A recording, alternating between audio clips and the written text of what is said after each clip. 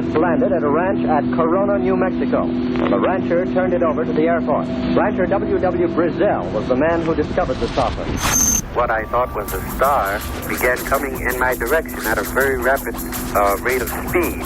The unidentified object, which some sources thought might be a blimp, moved slowly down the Pacific coast from Santa Monica and disappeared south of Long Beach. I saw a UFO, and it went down the river, turned right at the United Nations, turned left, and then down the river.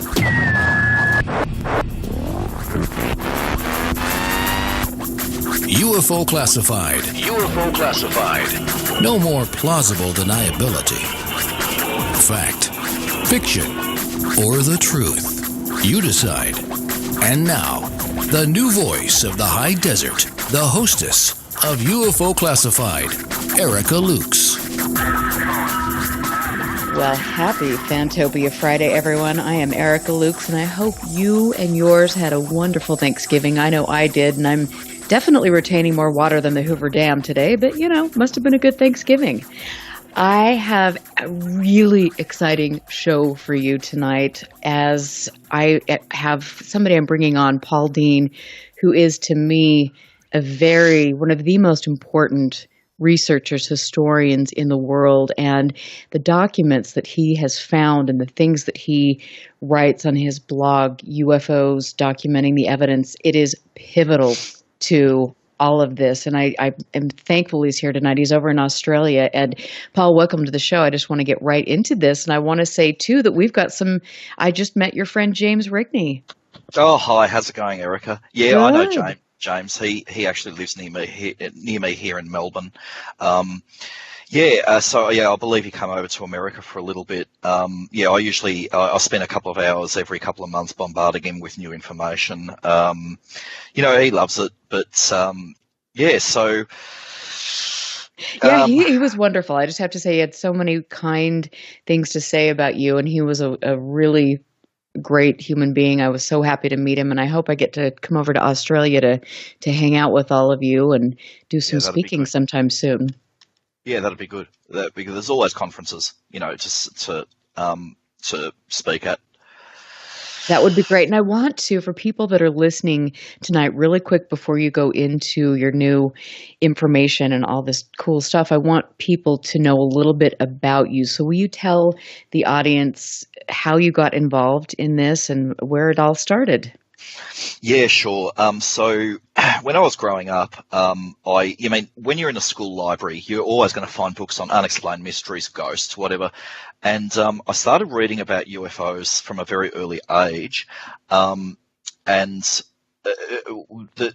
I'm a very scientific and technical person. Normally, the whole thing would just smacks of rubbish. I mean, myth, ridiculous sightings, ridiculous claims. But one thing that kept me interested was that throughout these early books, I'd noticed that continually, unlike any other strange phenomenon, but continually government agencies, when I say government agencies, I mean military agencies like air forces, armies, navies, coast guards, plus intelligence community entities like, all source intelligence, communications intelligence, and so on, and civil flight agencies, they all seem to take some sort of interest in the UFO phenomena, and sometimes, even at an early age, I could see that interest and concern was at a very high level, particularly in the United States. I mean, reading these books, you would find that that there was majors and colonels and lieutenant commanders and very senior intelligence officers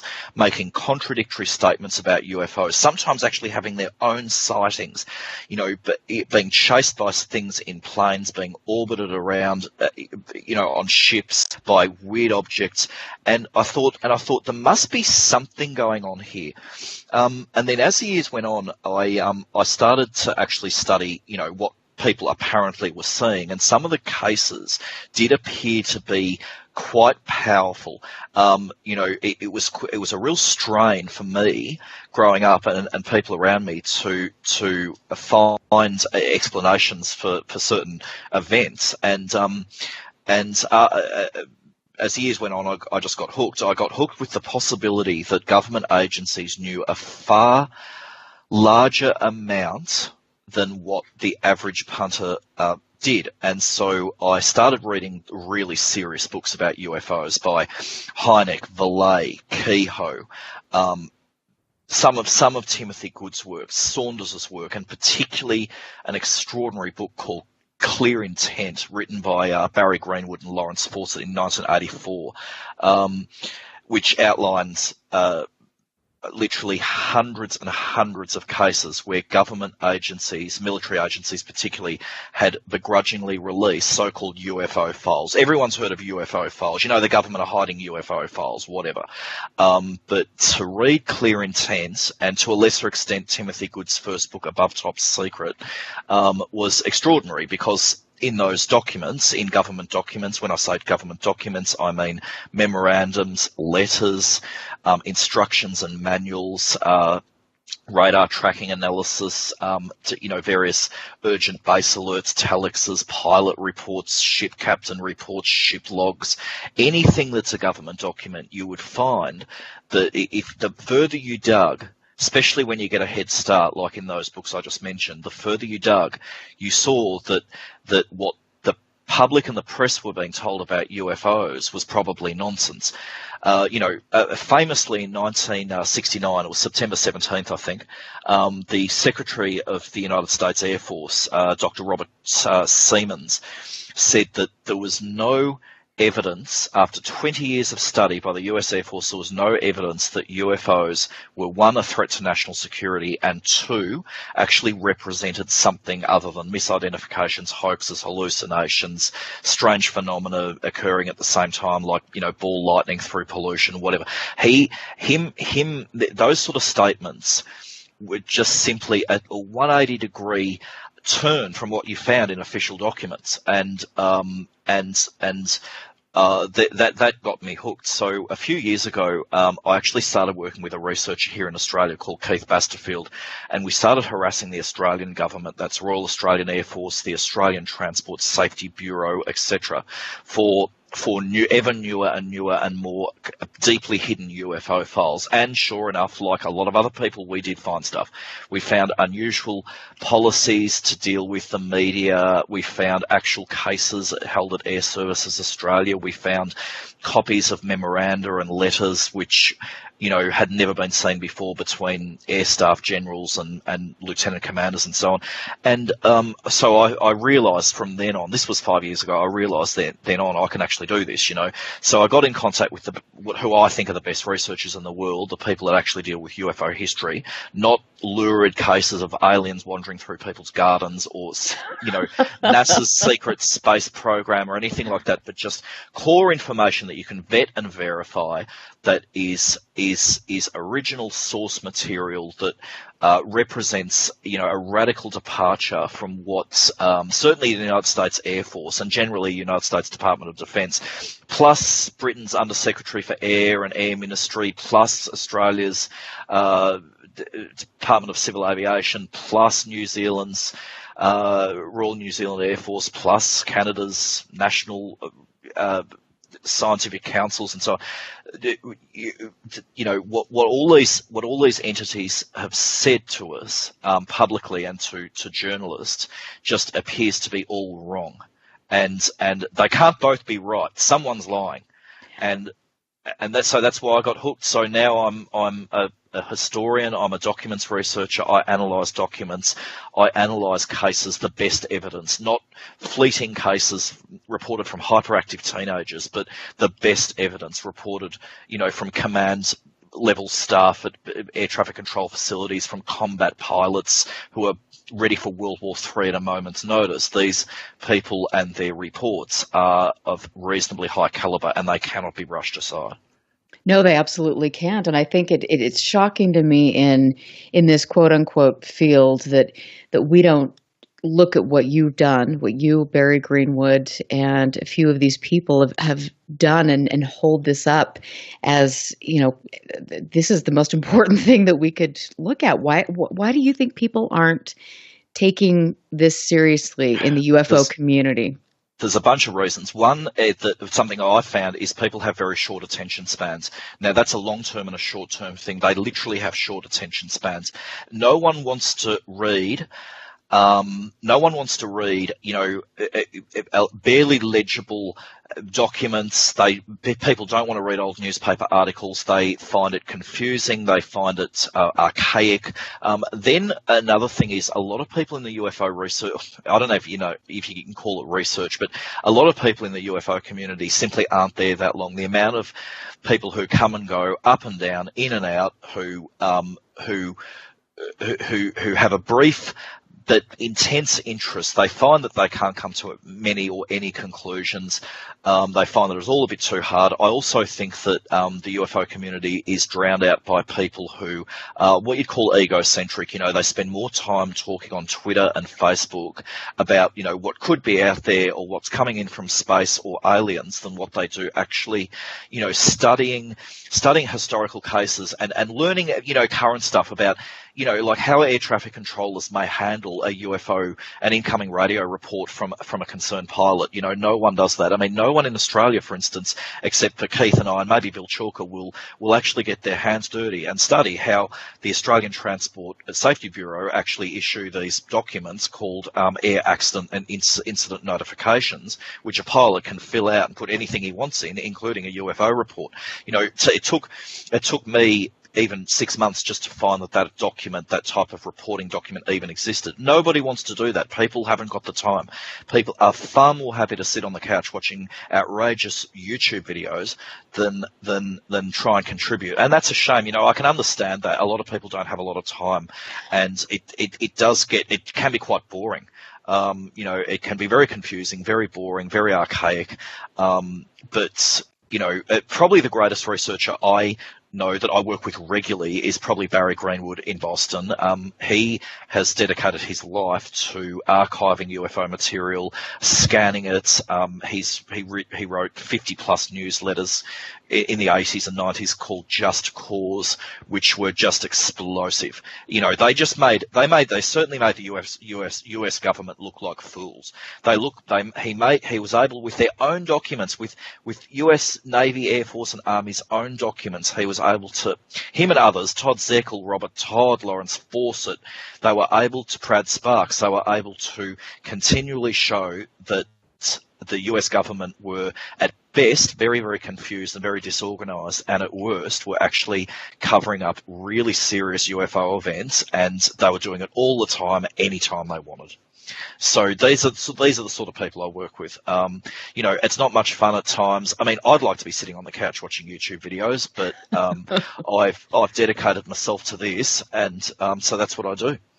And I think for me, when I've looked at things, especially being a part of a large organization, to me, I found that there are people willing to volunteer their time, and they spend a considerable amount of time. But I think that things need to be refocused, and instead of, conducting research by calling somebody on the phone and then saying this is an unknown and putting it in the file where it goes no further, we need to address this by really looking at data. We have to analyze the data. We have to get out and do field research. We have to make sure that we're surrounded by people that have ethics and that want to contribute and have contributed. And so to me, I am very happy that I have found you and Barry and a few others that I can work with. Yeah, it is really important. There are so few people that are doing progressive and brand new research. One of the things I'm doing at the moment is, I will give a quick rundown. When I say quick, it'll still be 10 minutes, but I'll give you an example of something that's really powerful, an example of where certainly the US government and debunking skeptical anti-UFO people have a lot of problems dealing with. In 1975 and into 1976, the United States Air Force's Strategic Air Command, SAC, who were responsible for America's nuclear missiles, they were responsible for America's nuclear-armed bombers, and they were responsible for partly coordinating, should it happen, World War III. It was as simple as that. There's a series of SAC bases across the northern United States and southern Canada. They are Minot Air Force Base, Maelstrom Air Force Base, Loring Air Force Base, Wurtsmith Air Force Base, and in Canada, Falconbridge Air Force Station. Now, these, over a period of 2 weeks, the most bizarre series of occurrences occurred. Now, all of these bases, some of them don't exist anymore. They've been mothballed under the US Air Force Base Realignment Program. But in 1975, in October and November, all these bases were intruded upon by very, very strange objects in the sky. Now, at absolute minimum, these were illegally flying, camouflaged, unresponsive, uncommunicating helicopters, and at most they were genuine unidentified flying objects displaying really unusual visual appearances, able to maneuver unlike helicopters or fixed-wing aircraft would, and so on. Now, this went on for about 15 days. It started at Loring Air Force Base when command post staff and sabotage alert teams who were protecting nuclear weapons, let's not forget that, were seeing strange helicopters, right at the perimeter of the base, and actually sometimes hovering above the nuclear weapons igloos. It went for 3 nights at Loring. Loring Air Force Base actually sent a pair of OPREP 3 reports. OPREP 3 reports are significant and serious incident messages that are sent from a base to the National Military Command Center, the White House, the Office of the President of the United States, the National Combat Operations Center, Ford Operating Division Fort Ritchie, North American Aerospace Defense Command, Strategic Air Command Headquarters, Strategic Air Command Alternate Headquarters, 8th Air Force, 5th Air Force, 15th Air Force, and so on, Chief of Air Staff, whatever. And these OPREP 3 reports were the start of a massive deluge of paperwork. As this was happening at Loring Air Force Base, over 1,000 miles away at Wurtsmith Air Force Base, a K1, I think it's called a K135 tanker, was landing at Wurtsmith, and it had an object on its radar system. The ground control at Wurtsmith had an object on its radar system, and people on the ground, like sabotage alert teams and disaster preparedness people, base perimeter people, airport runway officials, various airmen and staff sergeants and so on, they reported also seeing a strange object in the sky that was kind of glowing, was manoeuvring over the base. An OPREP 3 was sent from Wurtsmith to the National Military Command Center and those other agencies I meant. A day later, Maelstrom Air Force Base in Montana started being intruded upon by what appeared in some ways to be like helicopters but would make no sound, or they'd make sound like helicopters but they wouldn't look like helicopters, or they would be imaged intermittently on radar, but when fighter jets got there from the 24th NORAD region, the objects would vanish, and then as soon as the fighter jets left, the objects would reappear again somewhere else. Now, Minot Air Force Base in, I think, South Dakota reported a really bizarre UFO event that was, I think, on the 10th of November. Through the 10th to the 12th of November, Falconbridge in Canada, who have one of the biggest primary radar stations on the planet, they reported a UFO moving from 20,000 feet right up to 75,000 feet. Combat jets, I think they were F-4 Phantoms maybe, were actually sent from the United States to intercept these things. They were seen visually on the ground. They were seen on radar, but when fighter jets got there, they disappeared.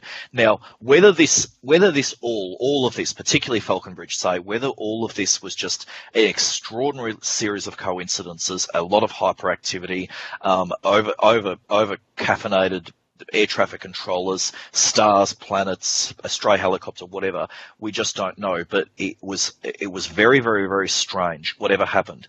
Now, everyone knows these stories. I mean, it's not hard to find all these cases, but what was different about this was that when news of these weird events got to the media, researchers Barry Greenwood, Lawrence Fawcett, Todd Zeckel and Robert Todd started pummeling the US military with freedom of information requests. These researchers simply demanded, they said, we know that these events, we think or know that these events happened. We know you must have paperwork. That's logbooks, base alerts, OPREP 3, staff telexes, classified messages, whatever. And these guys, these researchers, in their own time with their own money, started to get replies from Loring Air Force Base, Wurtsmith Air Force Base, Maelstrom Air Force Base, the various NORAD regions, the Joint Chiefs of Staff, Air Force Weather Services, and so on. And a deluge of documents, the likes of which we have never seen, started coming out. And these documents were simply told of total confusion, very high-level concerns, staff messages going between command post to command post saying, we've got a UFO or an unknown helicopter, an unknown object right above you now. What are you going to do about it? And the command post comes back and says, I've got no idea. We're going to have to ring the 8th Air Force or Washington, D.C., and this just went on and on and on. And it was an extraordinary period of FOI, Freedom of Information Act requesting. So far, going through these documents, which Barry Greenwood and Lawrence Fawcett based their book Clear Intent on, going through these documents, there's something like 800 unique individual pages involving something like 30 different government agencies from the 24th and 23rd NORAD region headquarters through to Air Defence Command headquarters through to Air Force Weather Services, Joint Chiefs of Staff, National Military Command Centre, Fort Ritchie Operating Forward Division. Everyone was involved. Now, what's weird is that 20 years later, the US Air Force has the nerve to release a fact sheet on UFOs. If you go to the US Air Force's archives, you'll find that in 1993, the United States Air Force released a fact sheet. It's called Unidentified Flying Objects Fact Sheet. And it says on page 2, since the termination of Project Blue Book, nothing has occurred that would support a resumption of UFO investigations by the Air Force. Oh my gosh. Yet 18 years before that, serious United States Air Force Strategic Air Command bases in 2 countries, or Canada's base as well, in 2 countries were being overflown or appeared to be overflown by UFOs. Now the people on the ground said that they were UFOs, or at least very strange helicopters, and yet we continually see throughout the 80s and 90s, we see NORAD, Air Defence Command saying, there is no such thing as UFOs, and quotes like, nothing has occurred in the last 20 years that would support a resumption of UFO investigations by the United States Air Force. Wow. Now, and I've got to just cut you off right there because we're going to go to break, but I have a question that I want to ask you about that because this is just mind-blowing to me, and and I know that we're going to have a lot more to talk about, so I just want to tell all of you, thank you for listening tonight. I'm Erica Lukes. You're listening to KCOR Digital Broadcasting Network, and we will be right back.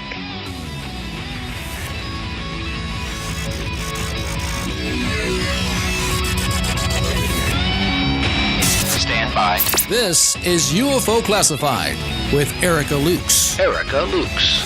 The phone lines are open now at 702-425-9230. That's 702-425-9230. Worldwide callers use Skype name KCOR Radio. More UFO Classified. UFO Classified with Erica Lukes on the KCOR Digital Radio Network. After this. Where'd that shot come from? Alpha 3 to Eagle 1, we've got company.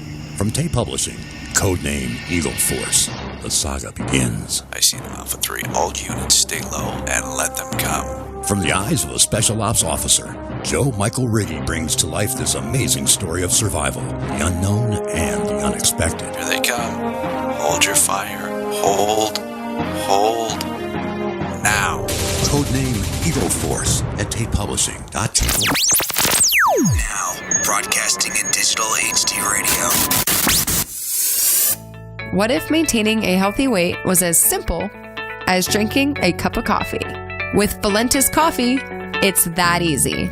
Harvested from the world's most pristine coffee farms and packed with the purest ingredients on earth, Valentis takes losing weight to a completely new level.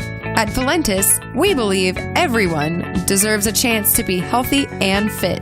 It's pure, natural, healthy, and delicious. Click the Valentis Healthiest Coffee banner on the KCOR Digital Radio Network website and take the Weight Loss Guarantee Challenge.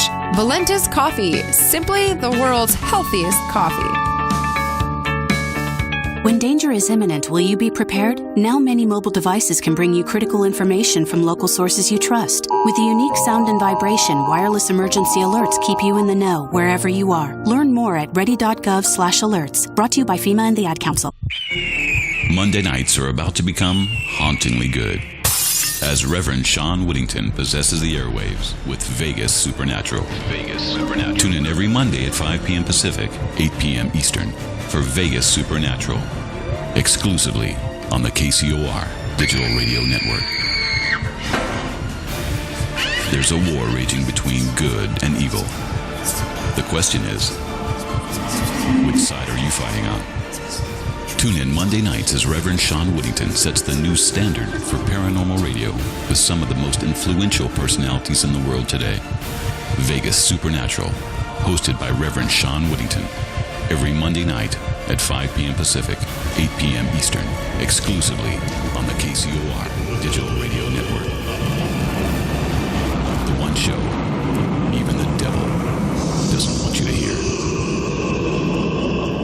If ever a breed was affectionate to a fault, it's the Golden Retriever. They're people dogs, pure and simple. And the Golden Retriever Rescue of Southern Nevada needs your help. If you would like to volunteer, foster, adopt, or donate, go to the Golden Retriever Rescue of Southern Nevada's website at grrsn.org. That's grrsn.org. Or call 598-GOLD. That's 598-GOLD. You're listening to UFO Classified with Erica Lukes, where the truth isn't hidden beneath the black lines of a Sharpie. That's the craziest thing I've ever heard. To be on with Erica, call 702-425-9230. That's 702-425-9230. Worldwide callers use Skype name KCOR Radio. Radio contact. Share your thoughts on the show on Twitter by using hashtag KCOR. Or head over to the live chats at KCORradio.com. The audience goes nuts. And now, your host of UFO Classified. Are you ready? Erica Lukes.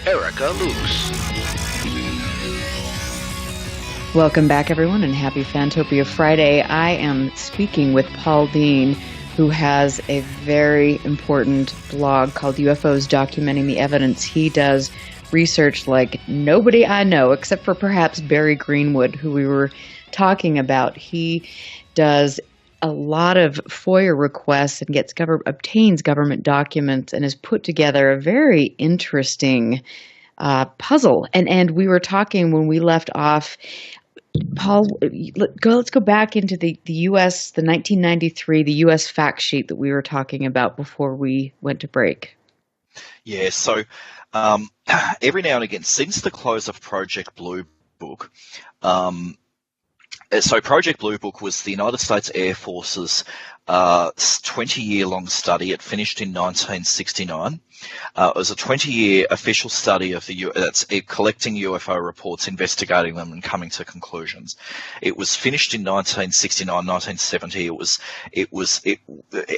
Particularly now in hindsight, because we've got all the paperwork. It's at Maxwell Air Force Base, Alabama. We can see how appalling their investigative, if you can call it that, investigative responsibility, like investigative actions were with UFO cases. It borderlines on true debunkery and cover up. The United States Air Force in 1969 released a series of fact sheets that said that there's no such thing as UFOs. There is UFOs per se, balloons, and flocks of birds which are out of season and so on. But as far as UFOs that are from somewhere else or are truly mysterious or represent a threat to air safety or national security and so on, there is no such thing. That's what they said. Now, every now and again, this fact sheet would be updated. And I certainly know, if you actually write to the United States Air Force now, or just to the Department of Defense generally, they will send you a copy a copy of this fact sheet. It's been changed slightly over the years, but basically it continues to say the same thing. The 1993 version of the UFO fact sheet, it's called Unidentified Flying Objects and Air Force Project Blue Book fact sheet. Like I said, it says, since the termination of Project Blue Book, nothing has occurred that would support a resumption of UFO activities, investigations by the Air Force. Now, like I say, fast forward 6 years from then, and a series of US military installations were being overflown by some sort of unusual phenomena, and it was happening at nuclear missile and nuclear bomber bases, and that not only were reports coming in from people on the ground, like actual written reports and telex messages being sent around, but it turns out, so researchers got a hold of some 800 pages of documents about these incidences. But what was interesting was that not only were there in these documents initial reports like staff telexes, OPREP 3 messages, and so on, but it turns out that various entities within the US military actually investigated and evaluated and analysed these strange events. They would have to. It would be an outrage. We would be in pretty appalling state of affairs if the world's most sensitive military installations could be overflown at will by strange objects, and there be no bar to their presence. You know, even if these strange objects, in fact, weren't strange objects, even if they were just badly aligned planets and stars, clouds, whatever, right, the fact that people on the ground, from command level staff right down to second class airmen, believed that they were UFOs, that alone is enough to mount a major investigation. What is going on at these bases where so many people are hallucinating and carrying on, that where there's nuclear armed weaponry? Now, so what ended up happening is, I'll give you an example of just how serious this was. There's an organisation in America called NORAD, the North American Aerospace Defence Command. It's a binational organisation run jointly by Canada's military and the US Department of Defence. And its job is to ensure air sovereignty and airspace management from a military's perspective over all of North America. They are the organisation that will vector in US Air Force jets to a hijacked aircraft. They are the organisation who look at space debris coming in, who monitor hostile aircraft hovering around the edges of Greenland and so on. The NORAD alone has something like 30 primary long-range radars that are mixed in with FAA and US Air Force radars to build up a complete recognised air picture, or an integrated air picture of what's going on at all times, 24 hours a day above the United States. Now, in 1975, NORAD's Commander-in-Chief himself, or his office, the Office of the Commander-in-Chief, just after these weird events had occurred over these US Air Force bases, the Commander-in-Chief of NORAD sent a urgent priority message to the chairman of the Joint Chiefs of Staff in Washington, the chief of the air staff in at the United States Air Force, the Canadian Chief of Defence Staff, the Commander-in-Chief of the Strategic Air Command, and the Commander-in-Chief of the 8th Air Force. And this is what it says. It says, subject, suspicious unknown air activity. Part 1. Since 28th of October 1975, numerous reports of suspicious objects have been received at the NORAD Command and Control Centre. Reliable military personnel at Loring Air Force Base, Maine, Worth-Smith Air Force Base, Michigan, Maelstrom Air Force Base, Montana, Minot Air Force Base, North Dakota, and Canadian Forces Station Falconbridge, Ontario, Canada, have visually sighted suspicious objects. Now, it goes on to give some examples. Then it says at the end, be assured that this command is doing everything possible to identify and provide solid factual information on these sightings. I have also expressed my concern to the Secretary of the Air Force that we come up soonest with a proposed answer to queries from the press that prevent overreaction by the public to reports by the media that may be blown out of proportion.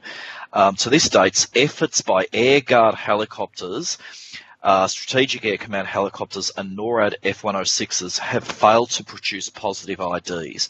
And this is after 2 weeks. So 2 weeks, 10 days or something. 10 days after these objects, these helicopter-like UFOs were seen over at least five Strategic Air Command bases, the NORAD chief, the chief of NORAD was still trying to figure out what was actually going on. And to this day, no answers have ever been given. You would think that the military would be falling over themselves to release to the press and the public and congressmen and state legislators and the Armed Services Committee and the Secretary of the Air Force and whoever else. You would think they'd be falling over themselves to come up with some sort of conclusions. Well, they never did.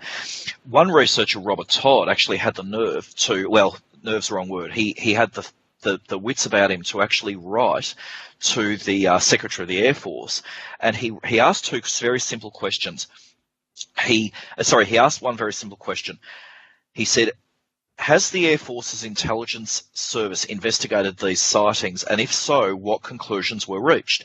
And Colonel Sen at the Secretary of the Air Force's Office of Information came back and said, yes, the Air Force Office of Special Investigations and at the request of the Strategic Air Command investigated the sightings, and their investigations did not reveal a cause for the sightings. No military and civilian aircraft were determined to be in the area at the time.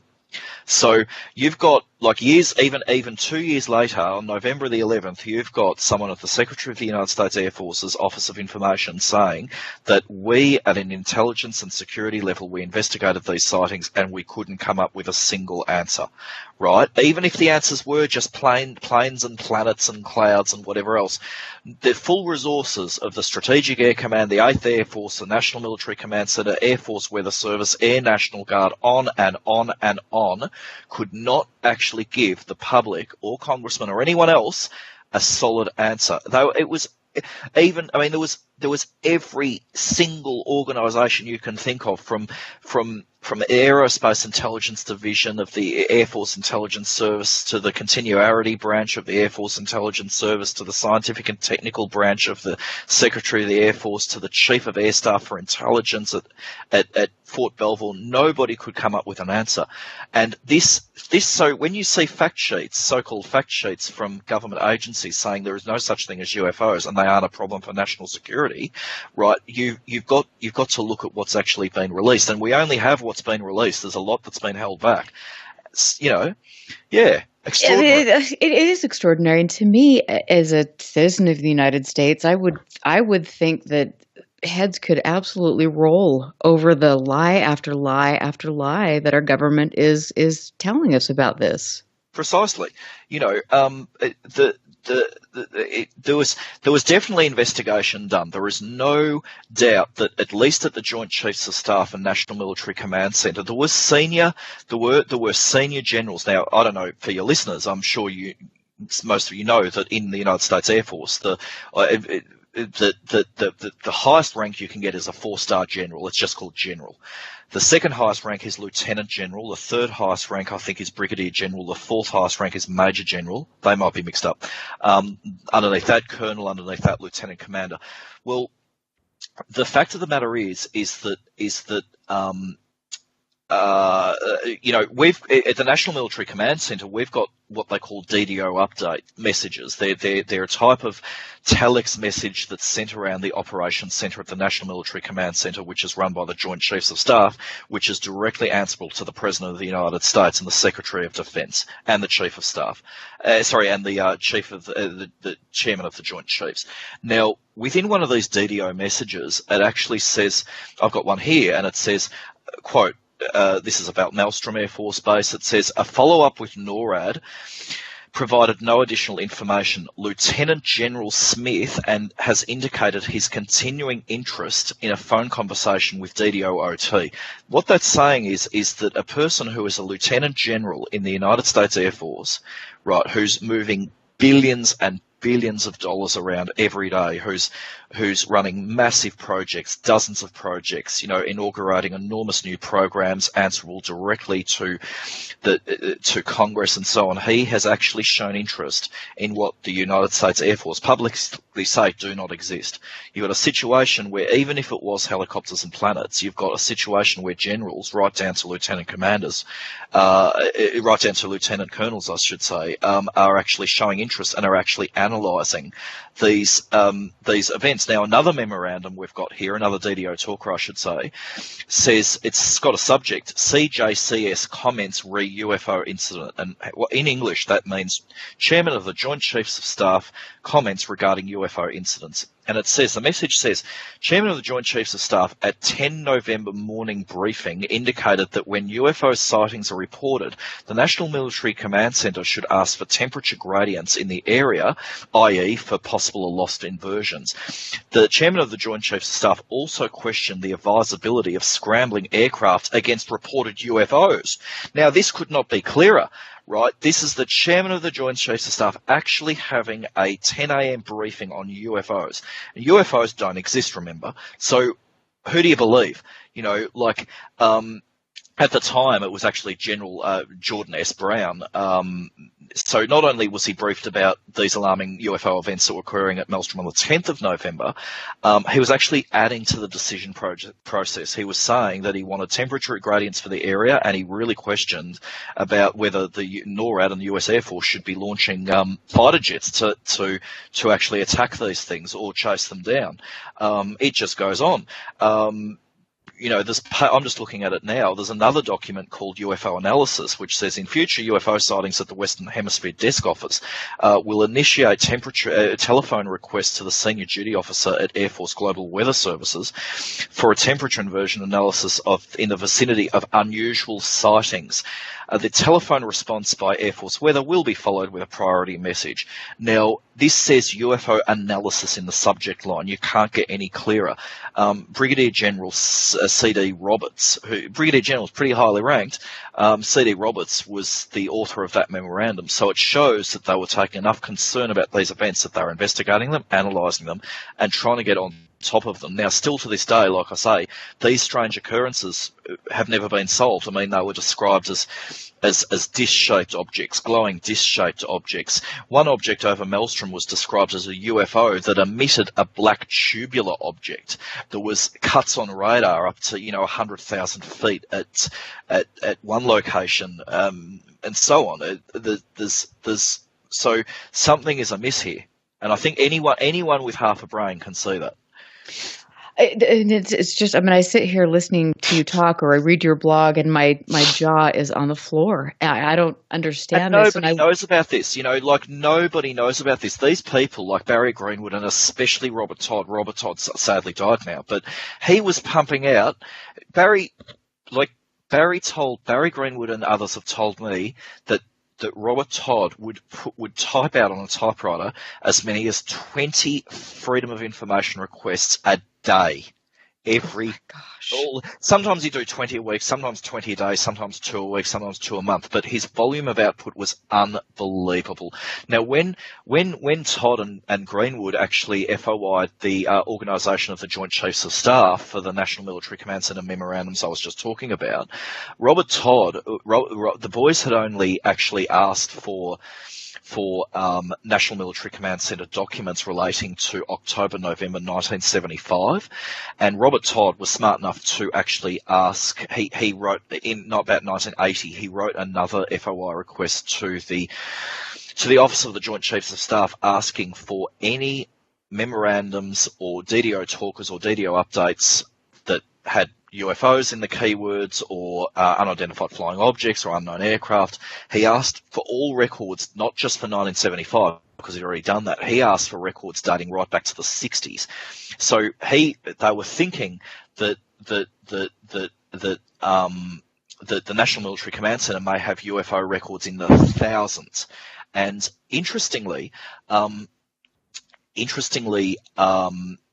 National Military Command Centre came back and said that this is fair enough. They would have had to go through. I've got it actually in front of me here. It was Charles W. Hinkle at the Office of the Secretary of Defence for the Organisation of Joint Chiefs of Staff came back and said that that if they were to go looking for UFO records at the National Military Command Centre, dating from, say, 1969 to 1975, that they would have to go through 23 linear feet, that's 80,000 pages of National Military Command Centre records. And the cost would be to do that, they would have to have a staff member to do that over 6 weeks or whatever. They would have to do that, and the cost would be around about $2,200 to $4,400, depending on actual time taken and the pay grade of the individuals available to conduct the search. Now, if researchers had have been able to afford that, who knows what would have come out. Now, to top it off, Robert Todd also FOI'd the Joint Chiefs of Staff directly and said, I want all your records, Joint Chiefs of Staff records dating back to the 60s that mention UFOs, unidentified flying objects. And they came back to him and they said that the Joint Chiefs of Staff said that we would have to go through 542 feet, linear feet on shells, that's 1.8 million pages, looking for references to UFOs, and it could take 10,000 hours and would cost over $50,000. Now, I can understand, it's understandable that the organisation of the Joint Chiefs of Staff were not going to pressure the National Military Command Centre and the Joint Chiefs of Staff to actually do this. You know, it's important to know that, you know, that FOI is only so powerful. There's no reason. I mean, if they found nothing, it would have been a complete waste of time. But you know, the fact that these records were retained is good enough for us to know that maybe in future, if the records of the Joint Chiefs of Staff and the National Military Command Centre actually do make it to the National Archives in Washington, D.C., or maybe somewhere else, that one day they will be available and one day researchers will be able to go through them themselves. I mean, like I said, the Barry Greenwood and Robert Todd already got out all, we think, NMCC and Joint Chiefs of Staff records for 1975, but, you know, it would be amazing to go through other years' worth of records. It's just extraordinary, but the problem is the UFO community is so fractured, and like I said, often has short attention spans that nobody's prepared to go to Washington. I mean, even so-called UFO researchers that actually live in Washington are not prepared to do legwork like that. We know that the National Archives in DC, Narrow 1 and Narrow 2, have records from everywhere from World War II, from the 12th Tactical Air Command through to the 20th Bombardment Wing, to the 415th Night Fighting Squadron, to the War Department, to the State Department, to the 21st Bomber Command, to every single squadron and battalion and air division, group, fleet, component from World War II that are filled with Foo Fighter records, Foo Fighter reports, Foo Fighter concern records, Foo Fighter base alerts, unusual object mission statements, tracking of strange objects on radar. The National Archives is bursting with records about these, that contain seriously odd occurrences that were penned by pilots and co-pilots and navigators and bombers. Now, Keith Chester, who wrote a book called Strange Company, about Foo Fighters during World War II in the Asia-Pacific War Theatre and the European War Theatre, he actually made precisely 100 trips to the National Archives, and he just went alone through the boxes of a few squadrons and air commands, and he found 8,000 pages of records that were Foo Fighter type records. Now, some of them will be flak and unusual weather and misidentifications and so on, but of those 8,000, we think there's a good 2,000 that actually do refer to something pretty unusual flying alongside planes. Now, there's even cases where a plane would report, say, copper dish coloured and shaped objects near them. The plane would land, refuel and take off again, and the same objects would come back and harass them again.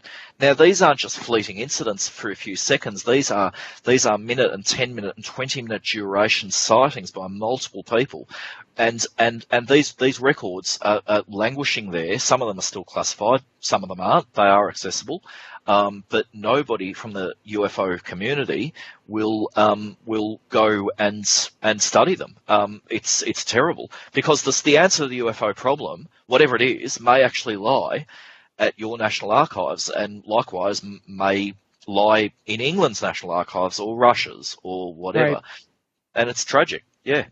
It is, but I really feel that, with you and I doing radio shows and talking about this and getting people redirected, refocused on what is important, I think that is absolutely crucial, because there are a lot of people out there that are dedicating their time and their resources. It's just that they've been pointed, thanks to some organizations or other researchers, they've been pointed down the wrong direction. Yeah. And I think I think we have to change that. I think that there are people that would be willing to do that. We just have to tell them about it. And I also want to say, before we go to break, because we're going to be wrapping this hour up pretty quickly, that when you do FOIA requests, they cost money. And so for people, like yourself, for Barry Greenwood, Robert Todd, I mean, this was a significant financial undertaking.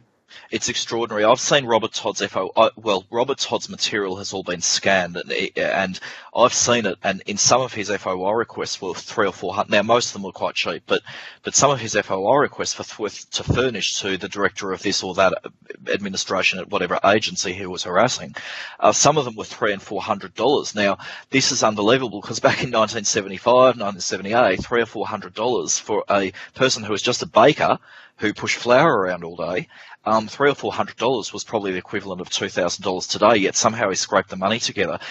Just as a final note, everyone knows the Rendlesham Forest UFO incident in 1980 in England. We all know the Holt memo, the Colonel Charles Holt's memorandum to the British government. It was Robert Todd who got that out. Everyone else had given up. Robert Todd was the one who got the Holt memo out, that totally brought Rendlesham to life. Without the Holt memo, there is no Rendlesham case as far as I'm concerned. And Robert Todd, he barely gets the credit for it, but he was the one that got that out. We've even got the paperwork for that. Oh, that's amazing, isn't it? Isn't that amazing? Yep. Well, it's, I guess we just have to keep talking about this and keep spreading the truth, because this is so important. And I really think that this is absolutely pivotal to what we're doing now. And I see so many parallels from the Foo Fighters to what we're researching now. Nothing has really changed that much. It's the same type of sighting that we're seeing, the same impact on aviation safety and over important bases. Dugway Proving Ground, I talk about that a lot.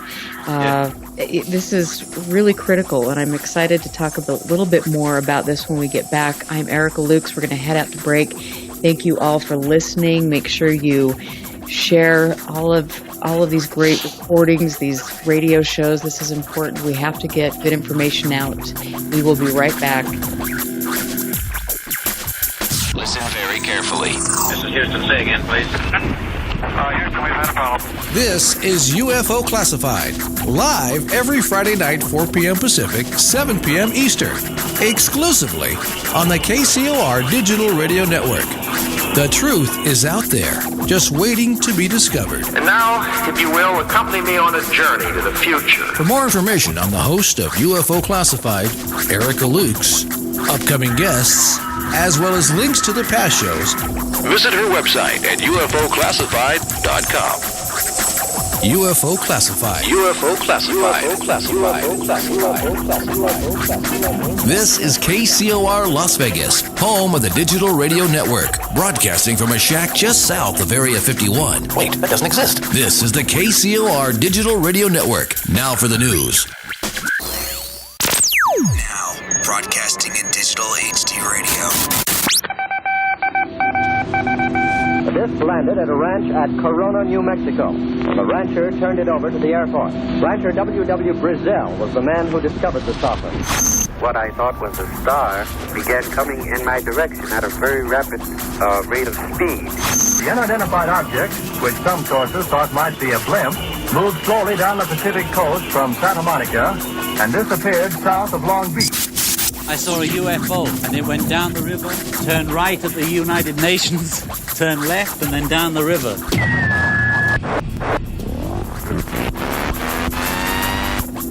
UFO Classified. UFO Classified. No more plausible deniability. Fact, fiction, or the truth. You decide. And now, the new voice of the high desert, the hostess of UFO Classified, Erica Lukes. Good evening and welcome back. This is Erica Lukes, and you are listening to UFO Classified on the best radio station out there, KCOR. I'm completely honored to be here with Tina Marie as my wonderful producer and to have the strongest Friday night lineup on the planet, and this is very, very important. I don't think that there's another network out there that can do the kind of stuff that we are doing and see the numbers that we're seeing. It's really amazing when you have 103 different countries that listen to your station, so kudos to Tina. Tonight, my guest is researcher, historian, very prolific researcher with regard to government documents.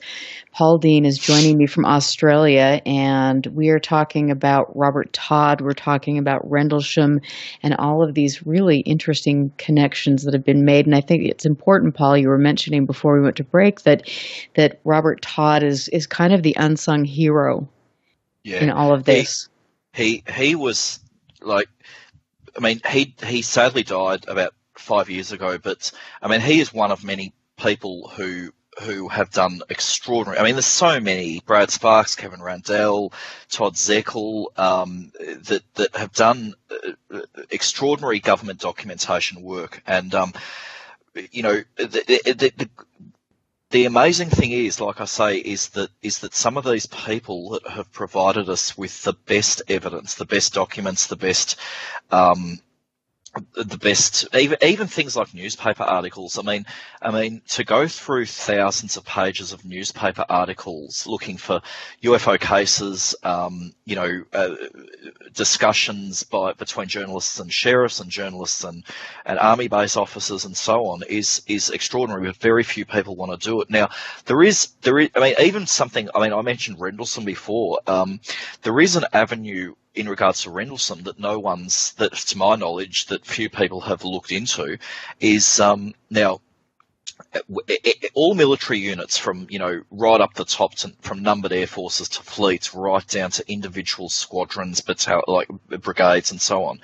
Every year, sometimes every 6 months, but every year they produce something called a history, or sometimes it's called a command chronology. And what it is, it's a document. It's usually fairly low classification, not always. I've seen some released top secret histories and command chronologies from the Pacific Air Forces actually just the other day. But there's these command chronologies and histories contain sort of like information that covers the year. Like, so it might be, I don't know, the 415th Night Fighting Squadron history. It'll contain who was running the show, the chief, the deputy chiefs, biographies of everyone that was on the base, maybe except for the really low level people, how many planes they flew, what sort of condition the airport was in, budgetary requirements, historical information, awards and ceremonies, anything that happened throughout the year, just sort of spontaneous information and historical information that one day is going to be very important. Number of deaths on bases, number of deaths in warfighting environments, memorials built, and so on. Now, at Rendlesham, we know that the 81st Tactical Fighter Wing was the biggest tactical fighter wing in the free world, was based at Bentwaters Air Force Base, which is, of course, right next to Rendlesham Forest, where the infamous UFO event apparently occurred. When I say apparently, I mean that, there is so much discussion about what actually occurred at Rendlesham that it's become very confusing. But the 81st Tactical Fighter Wing produced histories and command chronologies, forever.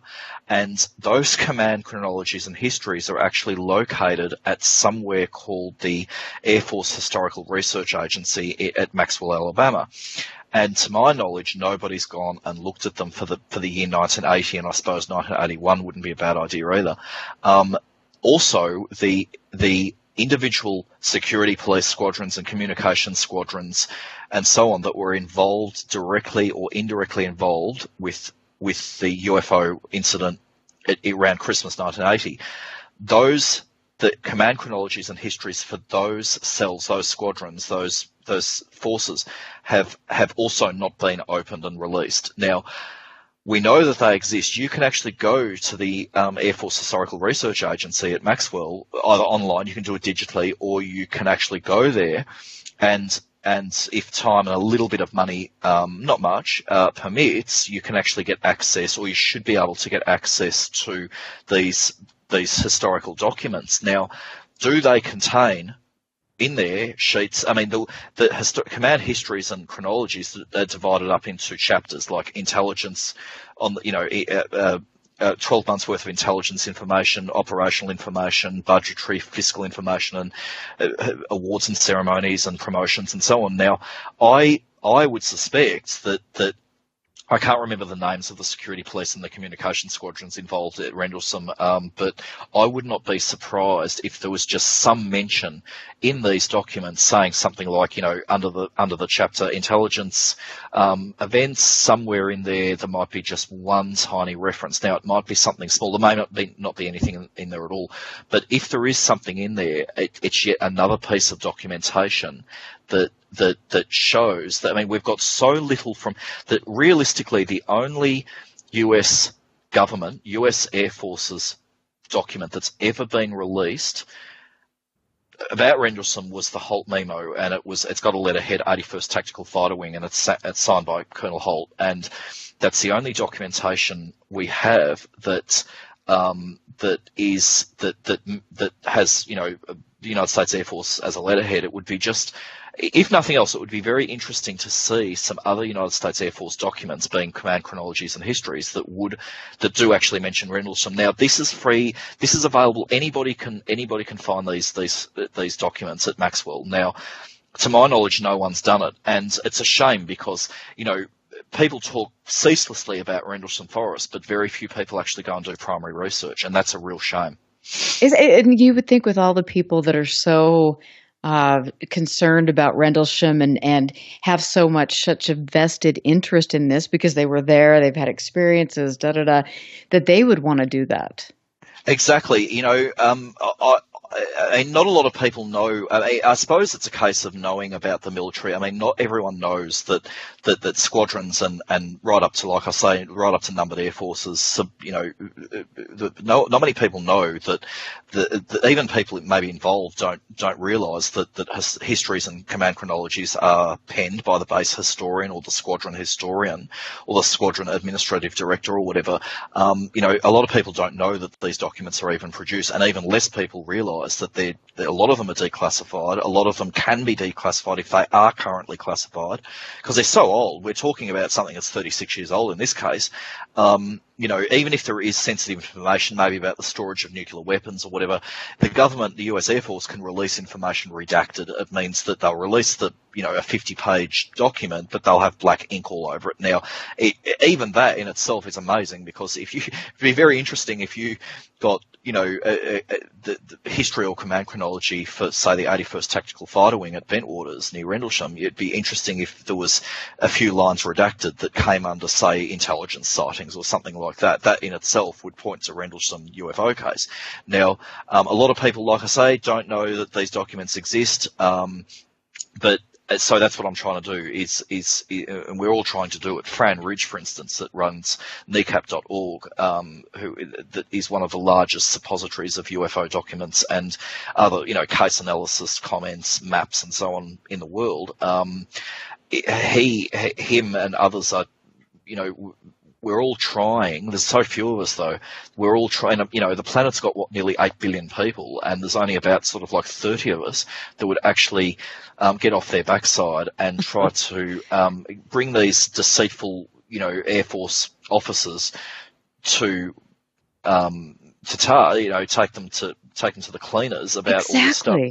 It can be done. It can be done, and I think this is the thing that's so important, is that we need to get this information out. And it's really vital that we redirect, refocus the way people are doing things, because, in my opinion, if the general public had information that was getting out like this, I mean, this is mind-blowing. This is incredibly concerning for a multitude of reasons, because our government has lied to us perpetually over and over and over again, because we don't have the ability to make decisions on how we are going to interact with something that is, intelligent. There's so many implications, but I think that we need to to get involved, and I think that we need to become advocates. And I really truly believe that in the U.S. we have to redo the way we're addressing this, because we have a lot of ego, a lot of people that are really big talkers but don't contribute stuff like you all do. Yeah. I mean, it is an extraordinary situation. I run a business and have 2 children, and I can do, I somehow managed to do all this, so it can be done. There's some people who, of course, have contributed in different ways. I mean, Jacques Vallée's written some 20 books on the UFO phenomenon. I doubt Jacques Vallée's done a single FOI request in his life, but he has written some of the most foundational, scholarly, voluminous works on the UFO topic. So everyone's got their own niche, but there are so many UFO buffs that don't seem to be able to even just contribute something even once or twice. It's a shame, but that's just the way it is. It's been like this for a very long time. Well, it has, and I hear all the frustrations from people, people that have been in this for decades, and I understand that, and I now see, unfortunately, a real sentiment of people that spend all their time on Facebook. And it's like, really, how does this contribute to research? How does this contribute to preserving history? I mean, it really doesn't. But if you spent all that time on Facebook and actually got out and did some of these things, we would see a lot more progress. Yeah, and that is the problem. There's so much Facebook going on, and it's quite hard to do. I mean, I work a lot in Australia. The main person I work with is Keith Basterfield, and we're regularly saying that I mean, there's a few other people that do excellent work from time to time, but Keith has done an enormous amount of work for so long, and in a country of 20 million people, of which there's thousands that claim to be UFO researchers or at least UFO enthusiasts. Keith and I, particularly Keith, does the lion's share of the work, and it's so varied. I mean, everything from pulling up old newspaper articles and cleaning them up so you can read them, through to studying electoral records of where military personnel lived so you could possibly track them down for an interview, through to studying weather phenomenon a little bit better so you can debunk a case here but support a case there, and so on. It can be done, and it doesn't require much. I mean, just a quick, for instance, in that respect, a quick read, pick up any book, a general introduction to weather phenomenon, or any book on astronomy, whether it's a beginner's guide right through to really advanced amateur astronomy publications. It can be done that you can study the UFO phenomena even indirectly, even studying military history and weather phenomenon, and the way pilots talk to each other, the way planes have to fly, flight paths. Exactly. And that I just have to say, I mean, I've got, my bookshelf is full of books about the aerospace industry, about aviation, everything, because I want to learn. And to me, it is really imperative, especially living in Utah, to understand the military, to understand the way things work, having witnessed objects myself in the flight path for the international airport. How does this affect aviation safety? I mean, all of these things are things that we need to study. And honestly, I've learned so much about the world just from becoming involved in this topic. It's been really, really cool. Yeah. It is an extraordinary topic. I mean, what it boils down to is that it would appear, I mean, people are astounded when I say this, but I'm not actually 100% sure the UFO phenomenon's real. I'm 99% sure it's real because, for obvious reasons, but I'm not the evidence is what we call compelling, but it's not what we call overwhelming. It's not so unbelievably powerful that a judge would just immediately rule in favour of the UFO phenomenon. He has to hear the evidence. I've seen situations where excellent cases, it's taken 20 years, but what we thought were excellent cases have been debunked. Now, genuine, not just debunked and just thrown to pieces by skeptics with, false or misleading information or whatever, but I mean actually debunked in a scholarly, academic, technical manner. On the other hand, there are cases where no matter how hard we stretch the evidence or how hard we stretch the explanations, you simply cannot find an explanation. And what makes it all the more suspicious is that then, the United States Air Force or the Navy or the Army or Britain's Ministry of Defence or whatever, Australia's Royal Australian Air Force or whoever would still try to actually would actually still try to stretch the explanation so ridiculously far. We've got some cases here in Australia that the Royal Australian Air Force investigated, if you can use that word. We've got some cases here that are just the explanations are so ridiculous that, I mean, you might have a case where a spherical silver object bouncing up and down, say 50 yards away, the Royal Australian Air Force would study the case and actually come to the conclusion it was Venus. Now, the explosive thing is that if you look at it, if you do a time check, Venus hadn't even risen yet. I mean, this is laughable. Like it's not just debunkery. It's just foolishness. It's puerile. It's an insult to the intelligence of the people reporting the object. Now maybe there was something perfectly explainable. Maybe they were actually hallucinating. I don't know. But to say that it was Venus when Venus was still 20 minutes from rising on the horizon, no matter where you were in Australia, in some cases there's a scientist in France called Claude Pohar who actually wrote a letter to Australia's Defence Department saying that your explanations for some of your UFO cases are ridiculous, and it brings, if you don't stop doing it, it's going to bring considerable embarrassment to your, Royal Australian Air Force. He actually wrote that. Yeah, he actually. Oh my God! And I just have to jump in with this comment because I see that in we had a mass sighting here in 2014 in Utah, and it was really interesting to me to see the people that said that they were Google loon balloons, even though there was more evidence to support the fact they absolutely were not. And so, my gosh, at what point in time do we really want to peel the layers back? And I see in the UFO community this real, somebody says, oh, that's a balloon, so we're going to jump on that without actually looking into it. And I believe that we truly dismiss good, credible sightings because we're so ego-driven, honestly. Yeah, we had a case actually here. I haven't read much about it. My friend told me, but we had a case here recently where something was seen zooming across the sky. Now, the reporter who reported to the radio or his friends or something said it was a UFO. Now, to me, it sounded like a satellite, but what was interesting was the media went to an astronomer, and the astronomer said it was probably. You like that word, probably. The other good one I like is possibly. The astronomer, who was like a full PhD astronomer, said it was probably the International Space Station. Now, my friend checked, and the International Space Station was actually up there that night, but it didn't come past for another 40 minutes. So the guy reporting the UFO said it happened at exactly 10 past 8 on the Wednesday night. Well, at 40 minutes later at 8:50.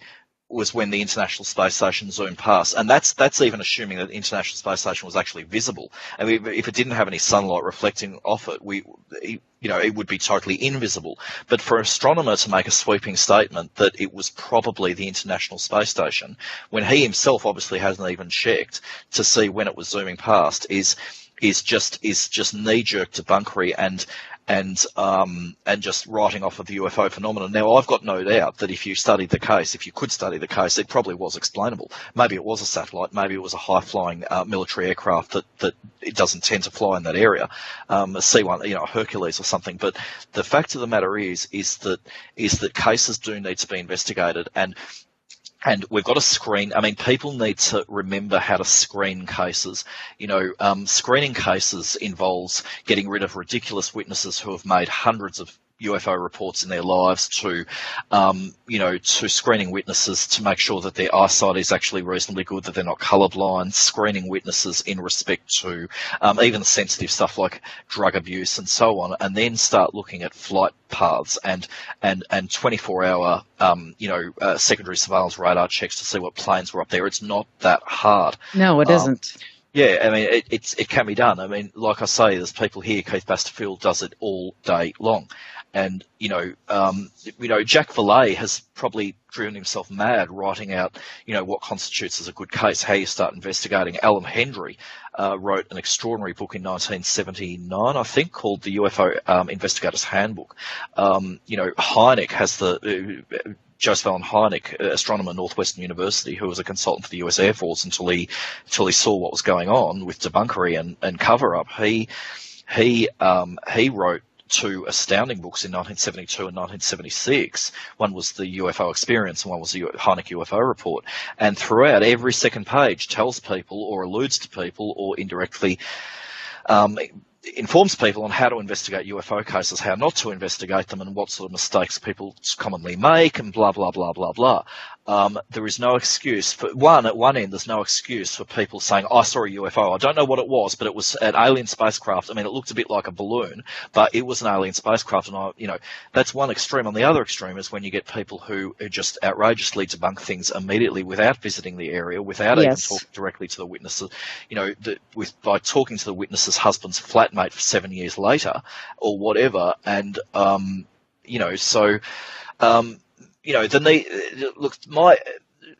my theory is it's very pessimistic, and I know, Erica, you pull me up on this, and maybe you do have to do that. But my feeling is that the UFO community is in so much trouble in regards to investigating FOI requests, annoying professors at universities about it. We are in such a bad way that it's almost irrecoverable. I hope in 10 years I'm not saying that, but I don't know.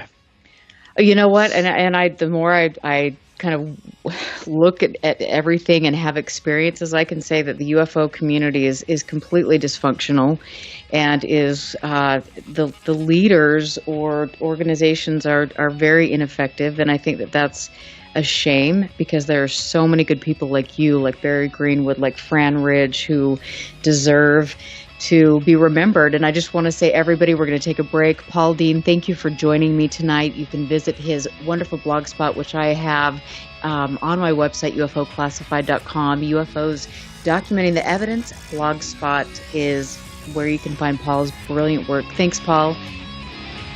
Thank you so much, Erica. Thank you. We'll be right back.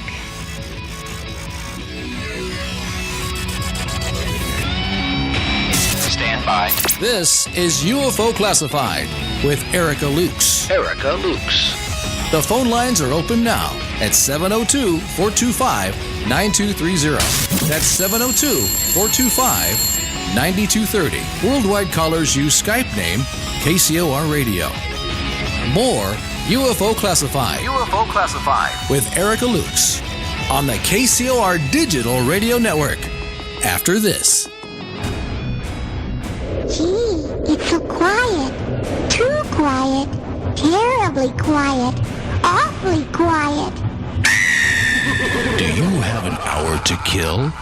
Well, crank up those EVPs, spirit boxes, and walk the haunted halls of the unknown with UK's very own paranormal investigator, David Cook. You guys ready for this? The Ghostly Hour, live Sunday, 2 p.m. Pacific, 5 p.m. Eastern. And now, you're mine. Come hear first-hand accounts of some of the most famous ghost sightings, photos, and videos from around the world. Skeptics, believers, and spirits, both good and bad. Welcome, the Ghostly Hour, hosted by David Cook. Live every Sunday, 2 p.m. Pacific, 5 p.m. Eastern. Exclusively on the KCOR Digital Radio Network. 3 guys, no tie. Yes, hello. I'm trying to see if Madonna is home. Who's asking? My name is Gersh. I voted for Hillary today, and she had promised people who voted for Hillary a blowjob. How do you get that information? Is she home? Hello? Hello? Hello? Three Guys, No Ties, Wednesday night, 7 to 9 p.m. Pacific, right here on the KCOR Digital Radio Network. Alien Deceptions, a suspenseful sci-fi romance thriller by Tina Marie, featuring the tantalizing Erica Jones and the mysterious Russell Hamilton. An out-of-this-world book of fiction based on years of document facts and files the government does not want you to know about. At least, not yet. Alien Deceptions by Tina Marie. Available now at Amazon.com or get a signed copy at TinaMarieEntertainment.com. Get your copy now. Friday night, 9 p.m. Pacific. Jump onto the Celestial Highway and travel at the speed of light. Into hyperspace. Hyperspace. Hosted by Solaris Blue Raven.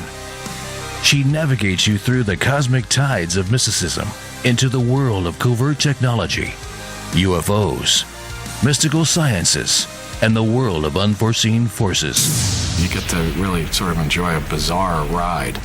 Listen live, Friday night, 9 p.m. Pacific. For Hyperspace. The one show that blows the whistle off our government black ops projects. Hyperspace. Hosted by Solaris Blue Raven. Exclusively on the KCOR Digital Radio Network. Want to take a ride?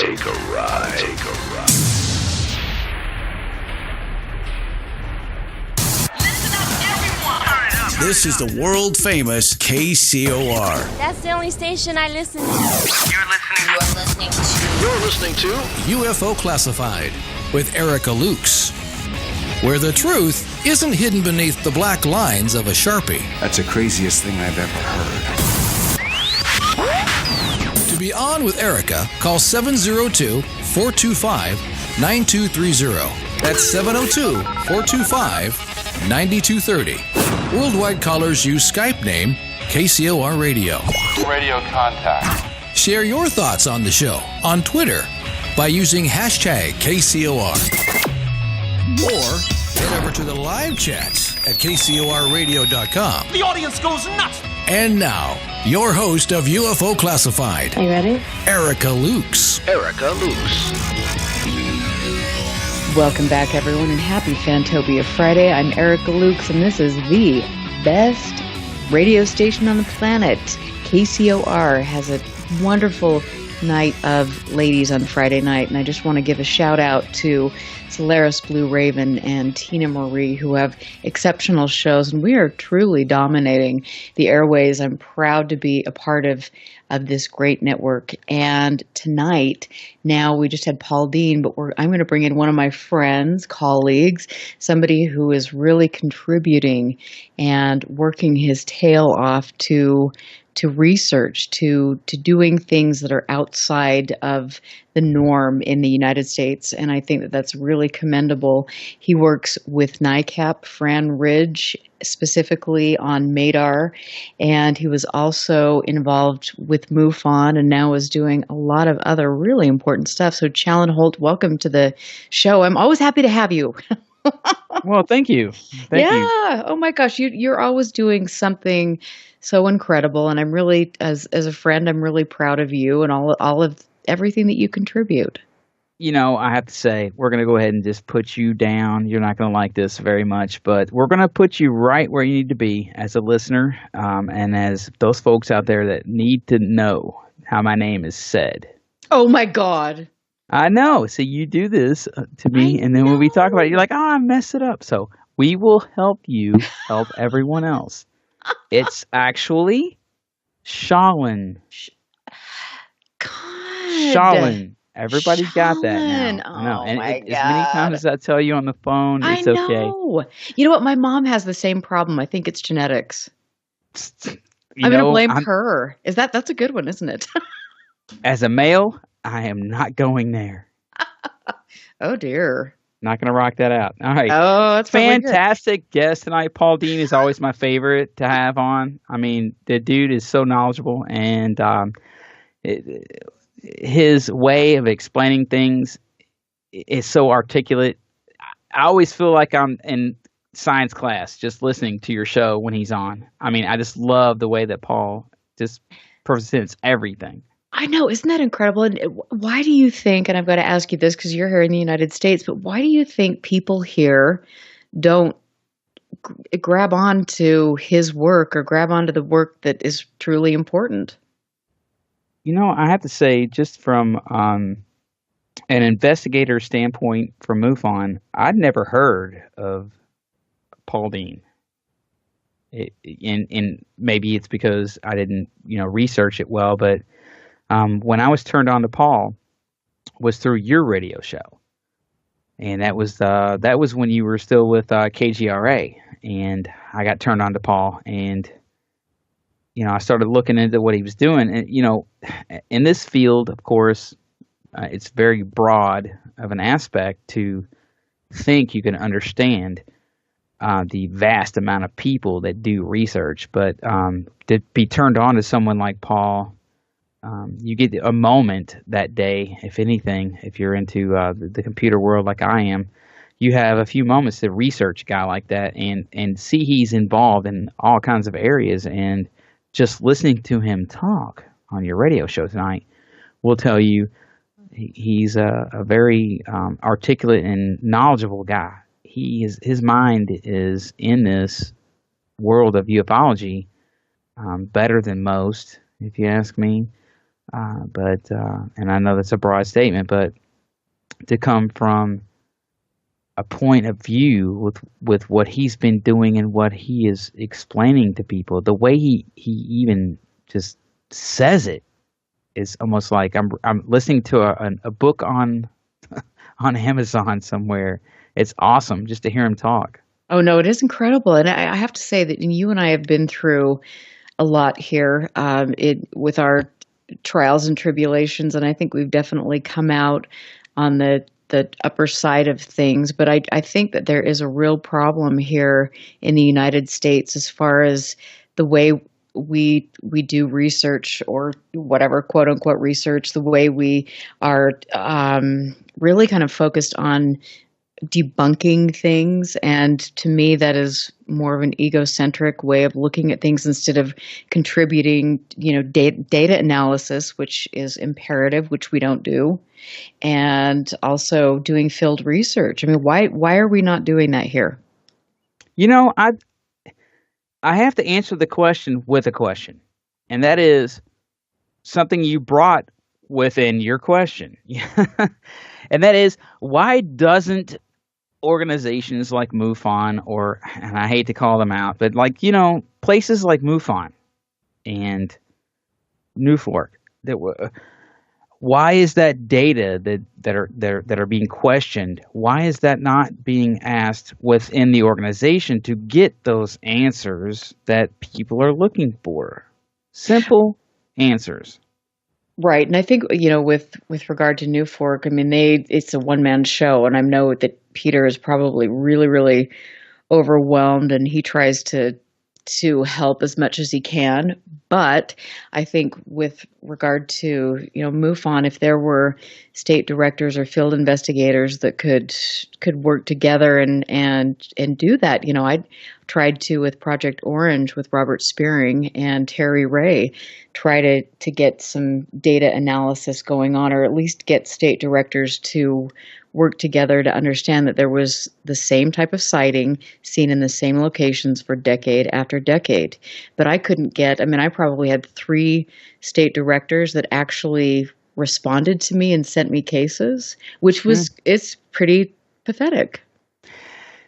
I have to say, as a state director for MUFON in Kentucky here in Louisville, the communication factor between state directors and state section directors, it was limited at best. I think the comment that I made, though, about that and involving those organizations was, if you go to UFO Stalker, some people will follow that website every day, and they're very good at what they do. They have a great insight to grabbing data through back-end APIs, to putting out what the most common UFO reports are going to be every day. And they're probably the best website, if you ask me, that is out there to get the latest and greatest. It doesn't matter if the report's really true. It doesn't matter if the report's been investigated yet, but on a up-to-date moment, they have a really good grasp on what's going on. And so that's why I said sometimes Newfork will be one of those that they grab some from. Well, it's interesting, and I definitely know that now you and I are working on two different projects, and actually the same project with MADAR, but in the International Association of UAP Research. I mean, we're going to do some pretty groundbreaking things, and I think that's important. And I hope other people here that dedicate their time, their money, sacrifice time away from their families to research this. I hope we can try to find a cohesive environment where we can really excel and figure out what is going on, because to me it's alarming and we need to be concerned. Well, I am going to be controlled when I say what I have to say, and I think you can elaborate with this somewhat. The world of ufology has been so secretive, and I don't know if it started with the government. I don't know if it really started with a certain organization that said, hey man, we have this information and it's better than these people's information, so therefore we stand higher than someone else. Or do we tell the other organization the same information so we all stand up together? It's been, for me, coming into this organization 10 years ago. I mean, I'm 20 years in, but I mean like 10 years into an actual MUFON organization. And when I say 20, it's because I seen my first sighting 20 years ago. How do you actually calculate what information the actual person on the other side would give away? Government, Air Force, Army, civilian. Because when civilians turn in reports, it could be twisted by a government organization, or of course that's all been hearsay. But my personal aspect of this that I've been involved with long enough tells me it's time that everyone can stand up and be on your own and give information that is what you see, what you know, and give it to an organization that will hold the information and give it to the public. Be transparent. Exactly. Let it go. Exactly. And I think that's key. I mean, I know that for somebody who is researching this independently now, it's critical that I find people that are willing to share data, share information, and I will in turn do the same thing. And I'm surprised at how there are a few other researchers or organizations out there that are not forthright with their information, and that to me is a little disturbing. Yeah, and coming into the organization, God, I keep using that word. I can't. I'm just going to say it. Becoming an investigator, I thought that what I did was an open source type of thing. And as a programmer, open source means it's free. You can have it. You don't have to worry about what you say. You're not going to be criticized by peers. You can say what you want to say.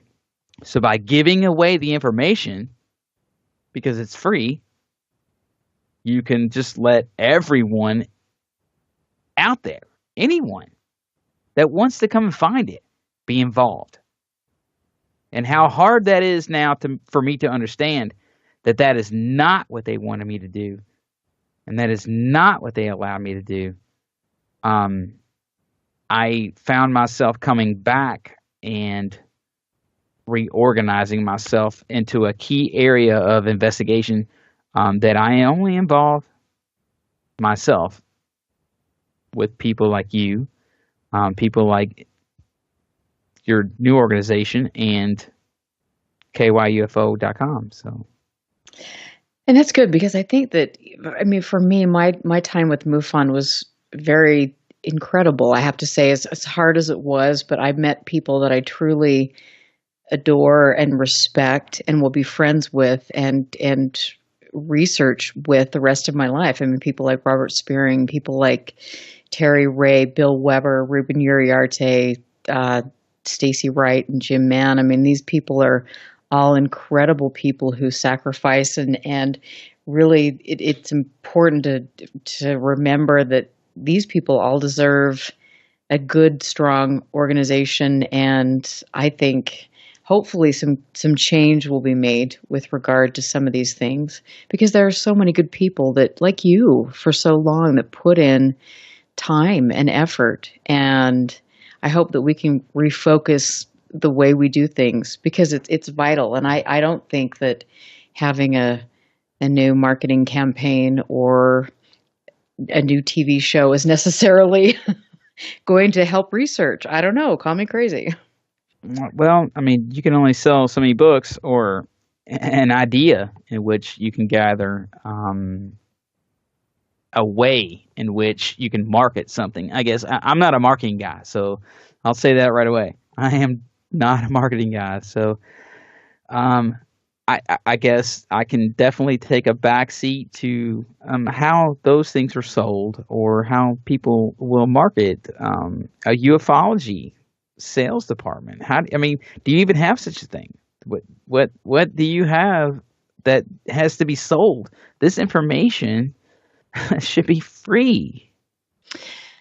You know, I mean, and that brings up a really good point and something that we've talked about over the past couple of days. But I think that when you have an organization, there are definitely costs associated with the startup of an organization or different things. But I also think that when you have a good leader, those funds are directed in places that are important, you know, and having a good person that analyzes data, having somebody that understands, you know, outreach and working with other organizations and building a sense of community instead of creating isolated states, you know. Right, which brings a great point, Erica. It brings a great point. Ethics has to be driven so hard with me and you. You know this.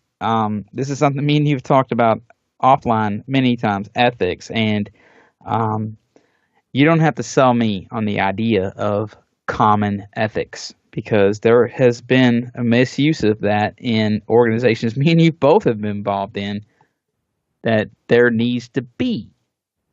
You have to have an ethical value within your community, because absolutely I mean, how could you represent yourself at any point for any organization if you don't have common values? Well, not only that, but you have to enforce the ethical guidelines that are in your manual. Absolutely, yes. And I think that's really key. I mean, how many times have me and you both seen that not come to? Oh, I know, absolutely. And yes. I think that it's sad because I look at the way this affects other people, especially women who are wanting to come into the field and the hardships that they face. And if we don't have organizations or other researchers that are in the spotlight stand up and say, okay, this is ethical behavior and this is not. And this is what we're going to do to stand together and create change and take this to the next level, because we should be professional. We should behave the way that we behave at work. And that's the way it needs to go. So I think that it's going to take a lot of talking about, which I've done at each of my lectures, and I'll continue to do that and on the show. But we need to have ethical standards. We need to have professional standards. We need to support each other. And I don't see a lot of that in the community. And it makes other people who have great research hesitant to come forward with it, and that's a shame.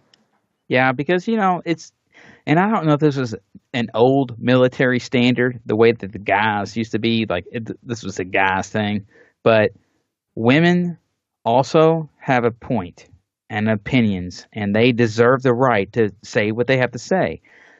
That's the way I felt my entire life. I've always been that way. But if you ask me, it doesn't necessarily matter who you are. When you are speaking in this field, when you are doing the time, the research, taking your personal time to do what you do, it don't matter if you're a woman, a man, black, white. It does not matter. It's not an ethical point to who you are. It is what you are trying to say. If your point comes across and you make that point, it should not be discriminated about who you are.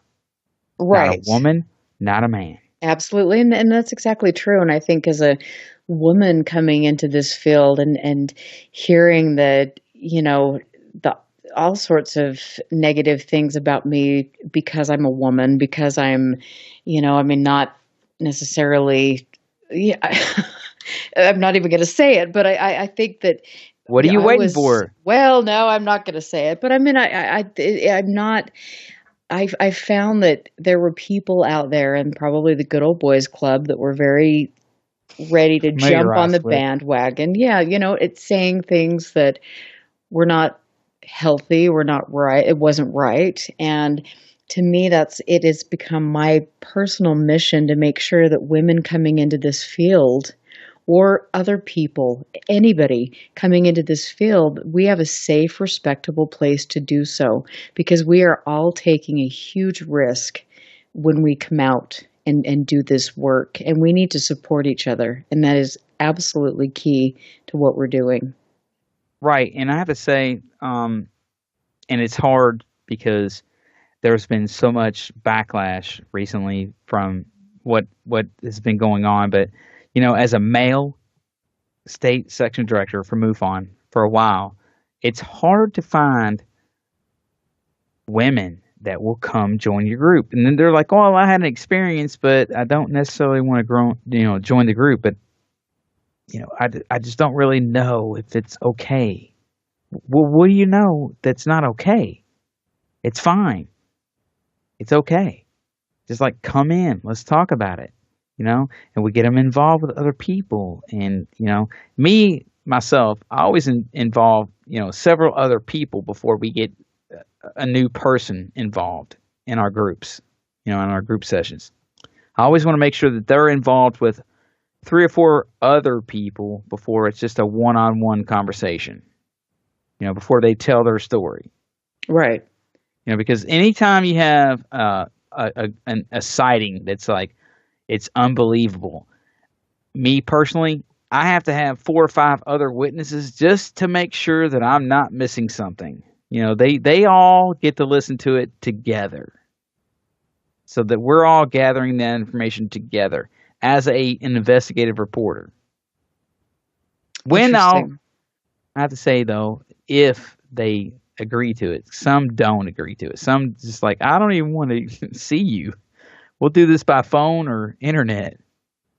But when you have those ones that you genuinely think, and the genuine ones usually come through when they'll allow you to get with a group of people.